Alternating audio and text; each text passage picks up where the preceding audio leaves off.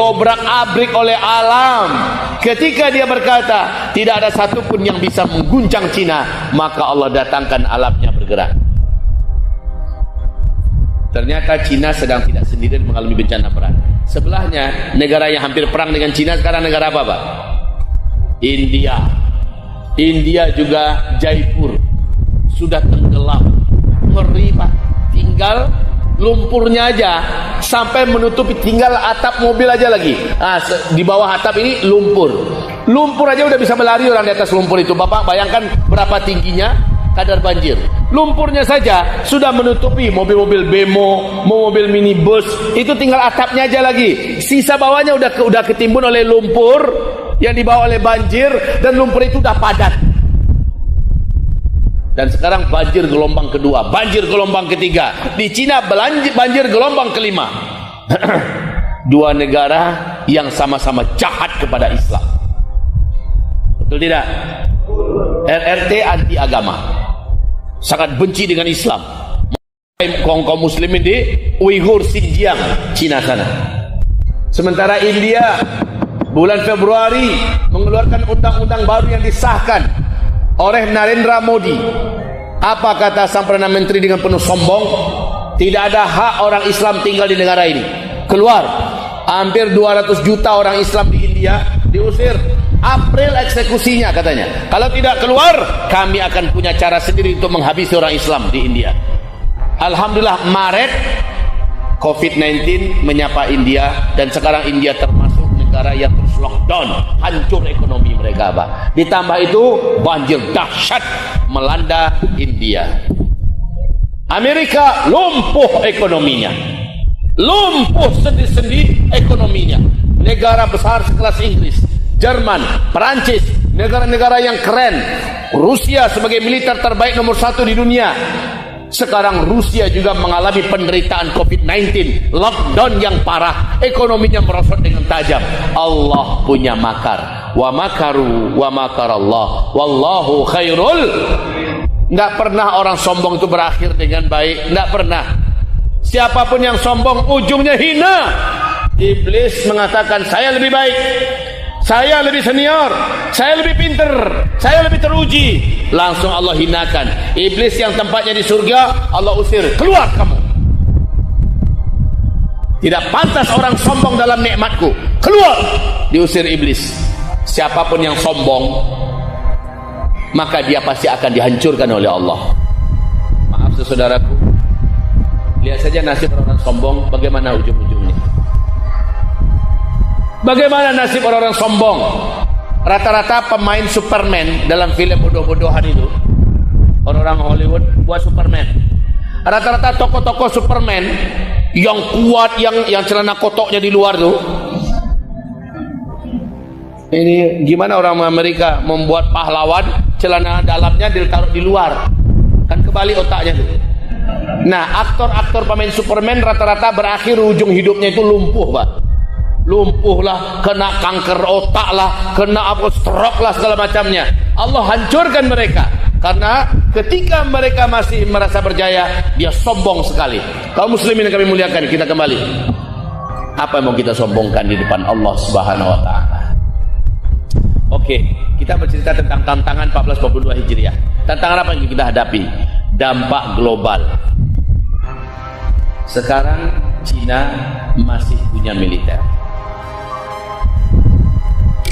Ketika ekonominya hancur lebur dan diancam oleh desakan dari berbagai negara dunia agar Cina mengganti rugi akibat pandemi global yang ditimbulkannya, Cina panik, kalap.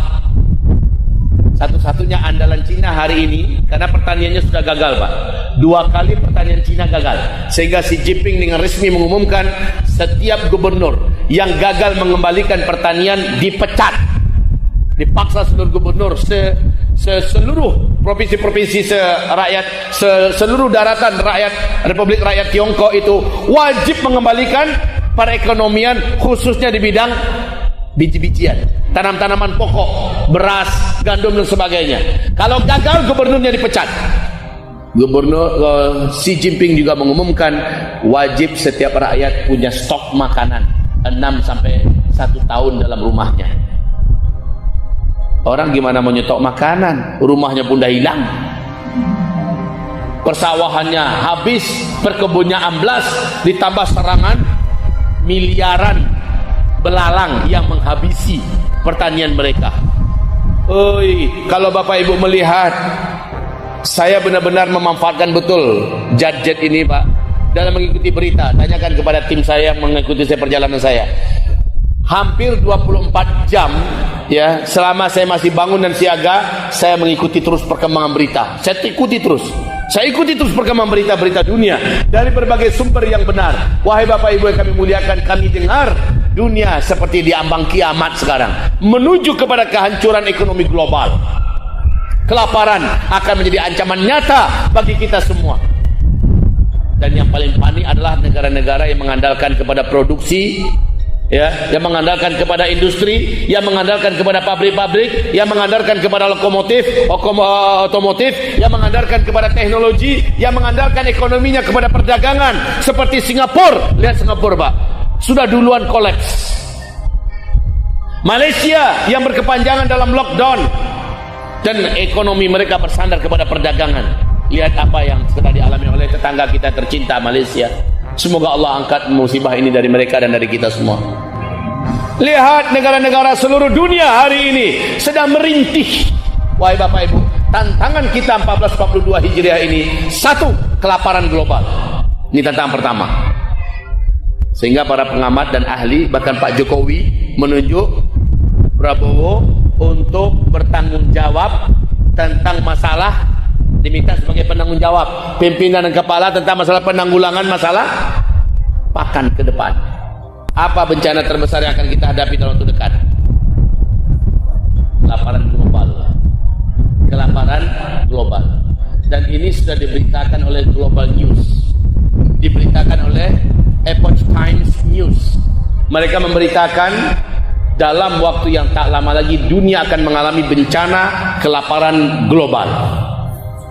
Maka saya menghimbau kepada seluruh jemaah di masjid ini, kasih tahu juga lah jemaah yang lain yang nggak sempat datang, tolong kalau bisa, kalau dapat, stoklah di rumah masing-masing biji-bijian yang menjadi makanan pokok kita Pak.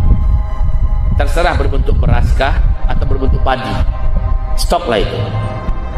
Bapak stok, umpamanya ambil 1 ton beras, stok di satu rumah. Nanti dipakai, mana yang paling lama dipakai untuk dimasak, ya.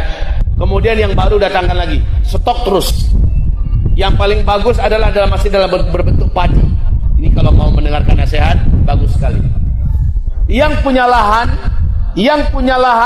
tolong ditanami. Sekarang Xi Jinping juga menganjurkan dan memerintahkan, bukan anjuran ya, perintah.